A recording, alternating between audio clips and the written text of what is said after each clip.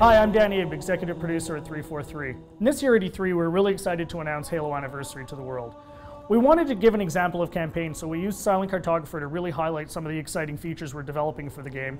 And now we want to share this with the rest of the world. So this is really your chance to get a behind-the-scenes peek at what we're doing with Halo Anniversary. Hope you enjoy.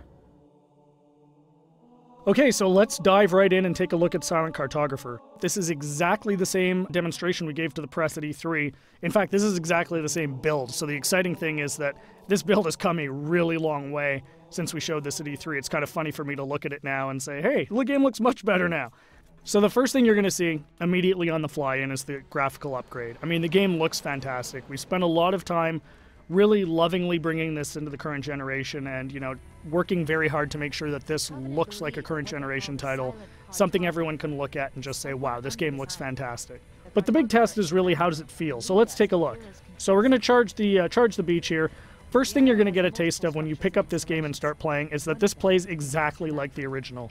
That was a core development principle for us, is this game needed to play exactly the way it did 10 years ago. I mean, this is the game that launched a generation of shooters, so we had to make sure that that feeling was identical to that experience that everybody remembered 10 years ago, because this is really a gift to the fans. This is a way to relive the experience of playing Halo 1 for the first time, so we really wanted to make sure it was identical. And the way we did that was actually a fun technical trick. We're actually running portions of two engines at the same time. So the underlying code, the code controlling how the game feels, how the AI reacts, all of that stuff, is a lot of it's the original Halo 1 code, and that was really the best way for us to ensure that the game played exactly the same as it did 10 years ago. But on top of that, we've layered a new graphics engine that allows us to, you know, make the game look fantastic and look like a current generation title. So it's really a great mix of the two. So at the end of the day, you know, your Halo fan gets a game that plays exactly like they remember, but looks like a current generation title. We get some other benefits from this as well. You know, as I said earlier, and I say this all the time, the primary goal for this game is to make sure Halo fans can relive the experience of what it was like to play 10 years ago. And one of the big tools we have in our box to do that is Classic Mode. So what's Classic Mode? At the touch of a button, you can swap back and see how the game looked 10 years ago. So here it is. This is, you know, Halo 1 10 years ago. And it's really a magical feature for Halo fans, because this just lets you go back in time and see exactly how this game looked 10 years ago. But the fun part is you can come back at any time. So Classic Mode gives you the ability to go back and forth whenever you want at the campaign. So one of the things that's fun to do is get out to a spot like this that, you know, just looks beautiful. You've got the water, the sun reflecting over it, the Halo ring in the background, and say, hey, what did this look like 10 years ago? Touch a button, and there it is, right? I mean, it's really, really, really a lot of fun to go back and forth between the two modes. And this is something I personally get the most excited about. And I think, you know, the fans are really going to love it too. This was definitely a big win at E3.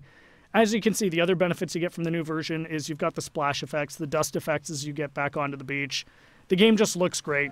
The other thing that's fantastic is for the first time, you know, we're going to have co-op over live for the campaign. So you can hop onto the Warthog with a buddy and just plow through this game and, you know, start mowing down grunts and elites and, you know, just team up with a friend. Get on, go, you know, hook up on live and play through the campaign together. And, you know, we think people are really going to love that too. I often say, what would Halo 1 be without the Magnum? And, you know, of course, the Magnum's back. Everyone remembers that fantastically overpowered pistol that just enabled you to walk through and just mow through hordes of enemies. Tremendous amount of fun. So, you know, we're excited to bring that back as well. Again, you know, you can see the game plays exactly the same as it did. Cannot highlight that enough. That was really, really important for us to make sure that this game played the same as it did, because this is really an iconic game. This is the game that convinced a lot of people, myself included, that you could actually have a fun first-person shooter experience on the console. I mean, I was a hardcore PC shooter guy, you know, who said you're never going to make a game on the console that is going to, you know, make me want to play. And this is the game that changed my, you know, my impression of it.